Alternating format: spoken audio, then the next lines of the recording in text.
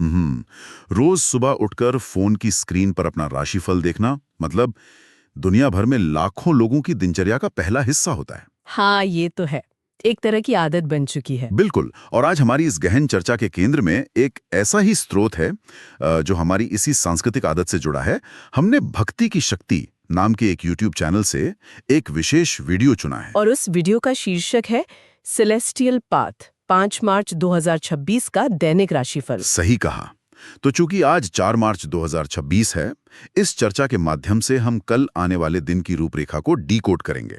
लेकिन मतलब इस चर्चा का मिशन सिर्फ ये जानना नहीं है कि कल क्या होने वाला है। तो असल मकसद क्या है? मकसद ये समझना है कि कैसे ये भविष्यवाणियां, ये जो शुभ मुहूर्त और छोटे-छोटे उपाय होते हैं, ये असल में मानव मनोविज्ञान पर कैसे काम करते हैं, कैसे ये लोगों के फैसलों को एक दिशा देते हैं। अपना राशिफल सुनता है तो वो केवल भविष्य के बारे में जानकारी नहीं मांग रहा होता।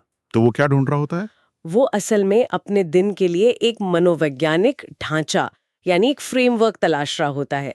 आज के इस अनिश्चित दौर में राशिफल सिर्फ ज्योतिष तक सीमित नहीं है। हाँ, वो उससे कहीं आगे निकल चुका है। बिल्कुल, ये दिनचर्या के प्रबंधन और आधुनिक डिजिटल युग में कम्युनिटी या समुदाय निर्माण का एक बहुत ही जटिल मिश्रण बन चुका है। ये लोगों को महसूस कराता है कि ब्रह्मांड की इस विशाल अव्यवस्था में एक तरह का ऑर्डर मौजूद है। एकदम सही। हम कहीं ना कहीं व्यवस्था मौजूद है और ये व्यवस्था दिन की शुरुआत से ही लागू हो जाती है, जिसे पंचांग के माध्यम से समझाया जाता है। स्रोत में कल यानी 5 मार्च 2026 के पंचांग का विस्तार से जिक्र है। हाँ, कल गुरुवार है। गुरुवार है, शुक्ल पक्ष चल रहा है और नक्षत्र बताया गया है शुभ प्रभाव। आमतौर पर लोग इन भारी शब्दों को सुनकर बस आगे बढ़ जाते हैं। लेकिन इनके पीछे गहरा अर्थ छिपा है।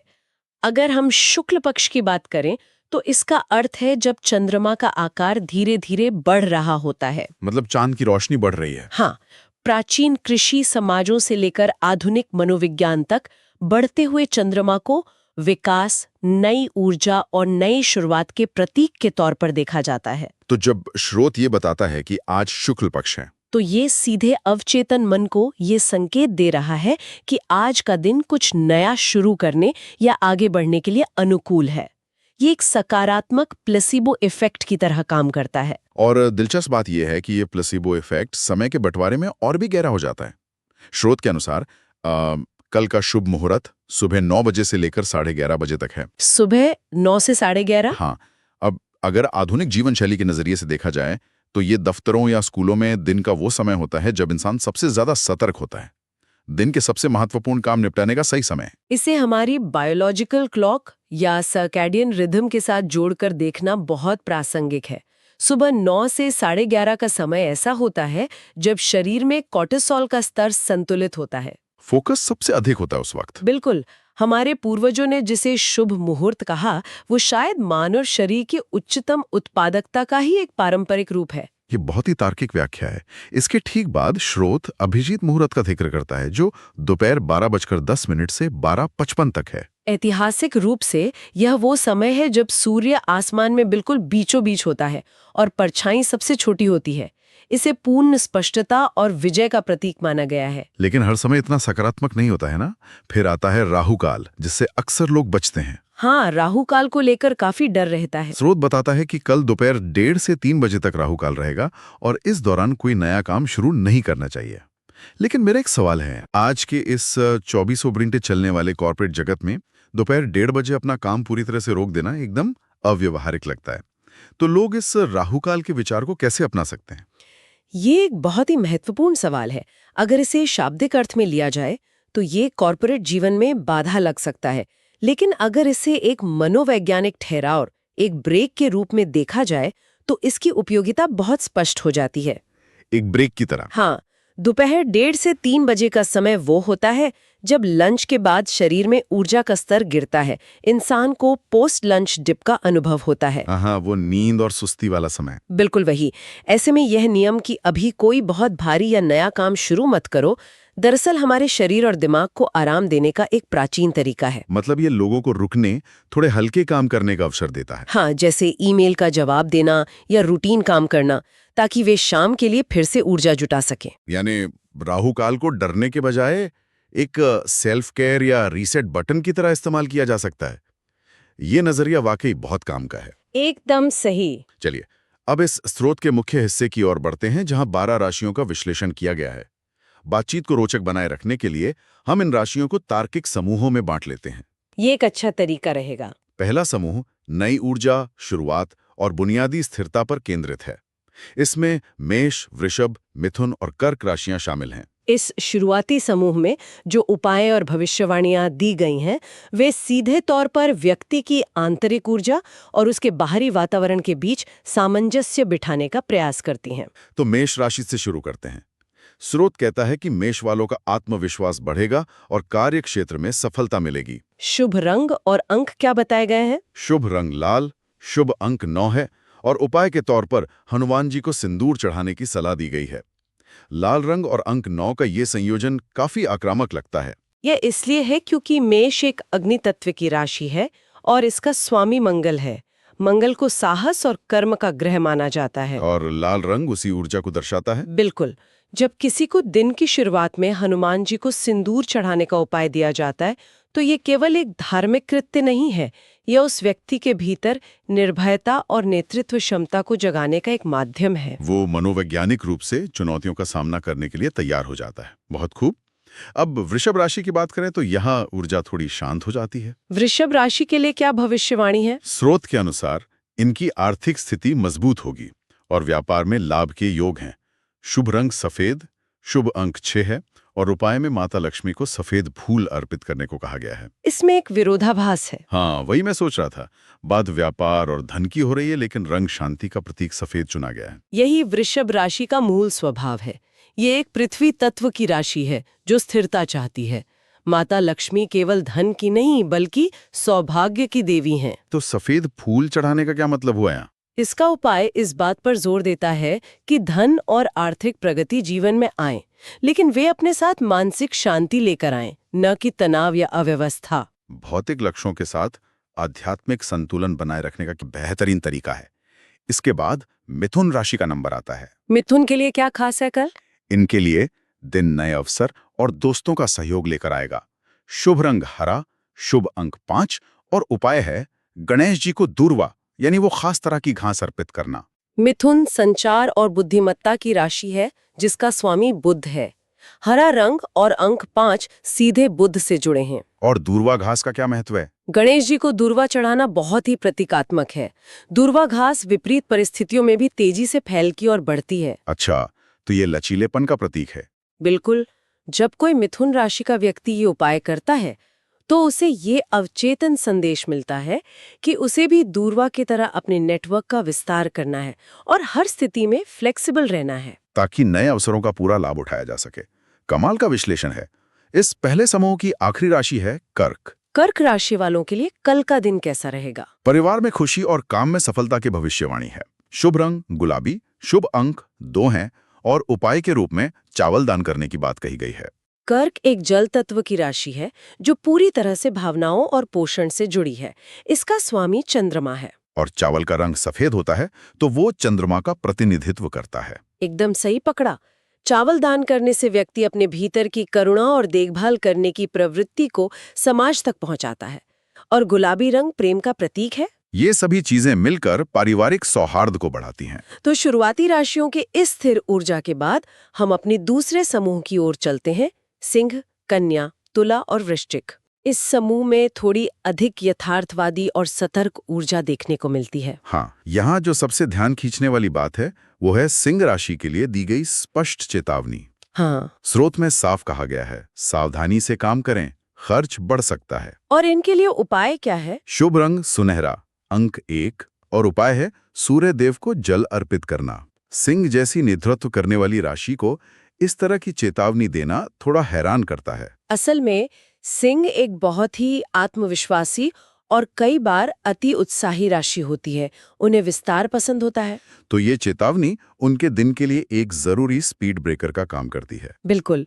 जब किसी को बताया जाता है कि खर्च बढ़ सकता है तो वह दिन भर अपने वित्तीय फैसलों को लेकर सतर्क रहता है। और सूर्यदेव को जल अर्पित करना, ये उपाय यहाँ अहंकार को नियंत्रित करने का काम करता है।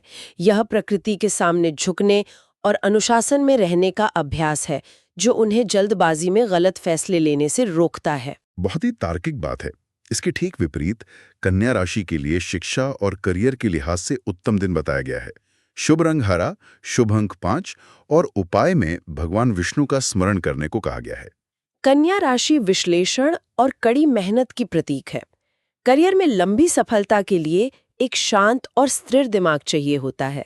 भगवान विष्णु का स्मरण करना उसी संतुलन का प्रतीक है। इसी समूह में एक बहुत ही रोमांचक भविष्यवाणी तुला राशि के लिए भी है। स्रोत कहता है कि अचानक धन लाभ हो सकता है। अचानक धन लाभ, तो उपाय क्या दिया गया है इस स्थिति को संभालने के लिए? शुभ रंग सफेद, शुभ अंक 6 है और उपाय के तौर पर गरीबों को मिठाई दान करने के लिए कहा गया है। सिंह राशि की चेतावनी और तुला राशि के अचानक लाभ के बीच का ये कॉन्ट्रास्ट काफी दिलचस्प है। जीवन के इसी अप्रत्याशित स्वभाव को संतुलित करने के लिए मिठाई दान करने का उपाय दिया गया है। वो कैसे? तुला राशि का मूल तत्व संतुलन है। जब किसी को अचानक कुछ प्राप्त होता है तो उसका अहंकार बढ़ सकता है, लेकिन जब वही व्यक्ति उस खुशी को समाज के वंचित वर्ग के साथ साझा करता है तो वो ब्रह्मांडीय संतुलन को बनाए रखता है। एक बेहतरीन सामाजिक अभ्यास। इस दूसरे समूह की अंतिम राशि वृश्चिक है। इनके लिए बढ़ता हुआ आत्मविश्वास और सफल योजनाओं की बात कही गई है। शुभ रंग लाल और शुभ अंक 9 होगा, है ना? बिल्कुल सही। और उपाय है हनुमान चालीसा का पाठ। वृश्चिक बहुत ही गहरी, रहस्यमयी और रणनीतिक राशि हैं। वे योजनाएं बनाने में माहिर होते हैं, लेकिन कई बार अपने ही विचारों में उलझ सकते हैं, जिसे हम सेल्फ डाउट कहते हैं। हाँ, तो जब उनकी योजनाएं सफल होने की कगार पर हों, तो हनुमान चालीसा का पाठ इसी मानसिक बाधा को तोड़ने और फोकस को पूरी तरह से लक्ष्य पर केंद्रित करने का काम करता है। अब हम इस चक्र के अंतिम पड़ाव यानी तीसरे समूह की ओर बढ़ते हैं। ये समूह यात्रा, सम्मान और आध्यात्मिकता से जुड़ा है। धनु, मकर, कुंभ और मीन। इन अंतिम राशियों में भौतिक दुनिया से थोड़ा अलगाव देखने को मिलता है। सही कहा। स्रोत के अनुसार धनु राशि के लिए यात्रा के योग हैं और धार्मिक कार्यों में मन लगेगा। शुभ रंग पीला, शुभ अंक 3 और उपाय केले के पेड़ की पूजा करना है। धनु राशि ज्ञान, दर्शन और लंबी यात्राओं का प्रतिनिधित्व करती है। जी। इसका स्वामी बृहस्पति है। तो पीला रंग, अंक 3 और केले के पेड़ की पूजा, ये सब बृहस्पति ग्रह की ऊर्जा को सक्रिय करते हैं। बिल्कुल, ये व्यक्ति को अपनी दैनिक दिनचर्या से बाहर निकलकर एक व्यापक दृष्टिकोण से दुनिया को देखने के लिए प्रेरित करता है। मकर राशि के लिए दिन काम में सफलता के साथ सम्मान मिलने की बात कहता है। शुभ रंग नीला, शुभ अंक 8 और उपाय शनि मंत्र का जप करना है। यहाँ सम्मान शब्द काफी विशिष्ट लगता है। ये विशिष्ट इसलिए है क्योंकि मकर राशि का स्वामी शनि है, जो अनुशासन और डिलेड ग्रेटिफिकेशन यानी देर से मिलने वाले फल का ग्रह है। मतलब शनि रातों रात सफलता नहीं देता। एकदम। इसलिए जब मकर राशि के लिए सम्मान की बात होती है तो ये वर्षों की निरंतर मेहनत के फलित होने का संकेत है। नीला रंग और शनि मंत्र व्यक्ति को ये याद दिलाते हैं कि सफलता मिलने के बाद भी विनम्र बने रहना आवश्यक है। जमीन से जुड़े रहना जरूरी है। अब कुंभ राशि की बात करें तो इन्हें दोस्तों और परिवार से खुशखबरी मिलने की संभावना है। शुभ रंग नीला, शुभ अंक 8 और उपाय है गरीबों को भोजन कराना। कुंभ राशि पारंपरिक रूप से मानवतावाद, समाज कल्याण और बड़े नेटवर्क से जुड़ी है। तो गरीबों को भोजन कराना उनके इसी मूल स्वभाव को जागृत करता है। हाँ, मनोविज्ञान कहता है कि जब इंसान निस्वार्थ भाव से समाज की सेवा करता है तो उसे जो आत्मसंतुष्टि मिलती है वो बाहरी दुनिया से मिलने वाली किसी भी खुशखबरी को और भी सकारात्मक बना देती है। बहुत ही सुंदर विचार है। और अंत में आती है मीन राशि। भौतिक सफलता से दूर इनके लिए सिर्फ धार्मिक कार्यों में रुचि और मानसिक शांति की भविष्यवाणी है। ये राशि चक्र का एक बहुत ही दार्शनिक अंत है। इनके लिए शुभ रंग पीला, शुभ अंक 3 है और उपाय के तौर पर भगवान विष्णु को पीले फूल चढ़ाने की सलाह दी गई है। मीन राशि तक आते आते मानव चेतना भौतिक उपलब्धियों से ऊपर उठकर केवल शांति और लेटिंग गो की अवस्था को खोजना चाहते हैं। मतलब सब कुछ छोड़कर बस शांत हो जाना। हाँ, पीले फूल चढ़ाना एक बहुत ही कोमल और समर्पण भरा कार्य है, जो दिन भर के मानसिक शोर को शांत करने का एक सुंदर तरीका है। इन 12 राशियों के इस विस्तृत ढांचे के बाद स्रोत में एक बहुत ही महत्वपूर्ण बात कही गई है। दिन के अंत में 5 मार्च यानी गुरुवार होने के कारण सभी के लिए खास उपाय दिया गया है। गुरुवार का खास उपाय वो क्या है? इसमें भगवान विष्णु और बृहस्पति देव की पूजा करने और विशेष रूप से पीली वस्तुओं जैसे हलवी या चने की दाल का दान करने का विधान बताया गया है। इस तरह के उपाय समाज में एक बहुत ही खूबसूरत तंत्र स्थापित करते हैं। वो कैसे? जब कोई संस्कृति सप्ताह के हर दिन को किसी विशेष रंग, देवता और दान के साथ जोड़ देती है, तो वो अनजाने में ही समाज कल्याण की एक व्यवस्था बना रही होती है। मतलब गुरुवार को चने की दाल का दान सिर्फ एक ज्योतिषीय कर्म नहीं है। बिल्कुल नहीं। ये सुनिश्चित करता है कि समाज में जो जरूरतमंद है, उन तक नियमित रूप से कोई न कोई संसाधन पहुंचता रहे। ये आस्था के आवरण में लिपटी हुई एक सामाजिक जिम्मेदारी है। वाकई दान की प्रथा को दैनिक जीवन में गूंथने का एक शानदार तरीका है। लेकिन इस वीडियो के बिल्कुल अंत में एक ऐसा हिस्सा है जो इस प्राचीन ज्ञान को एकदम आधुनिक युग के बीच लाकर खड़ा कर देता है। अच्छा, ऐसा क्या कहा गया है अंत में? वीडियो के अंत में ये वाक्य आता है, अगर आप रोज अपना राशिफल जानना चाहते हैं तो वीडियो को लाइक करें, चैनल को सब्सक्राइब करें और कमेंट में अपनी राशि जरूर लिखें। ये तो एक standard YouTube call to action है ना? लेकिन क्या आपको नहीं लगता कि ये हमारी आस्था और प्राचीन ज्ञान का पूरी तरह से बाजारीकरण है? इसे बाजारीकरण कहना शायद बहुत ही सतही निष्कर्ष होगा। अगर हम इसका गहराई से विश्लेषण करें तो ये डिजिटल युग में कम्युनिटी बिल्डिंग का सबसे ज्वलंत उदाहरण है। Community building? वो कैसे? देखिए, अतीत में लोग मंदिर के प्रांगण में या किसी चौपाल पर बैठकर अपने भविष्य की चर्चा करते थे।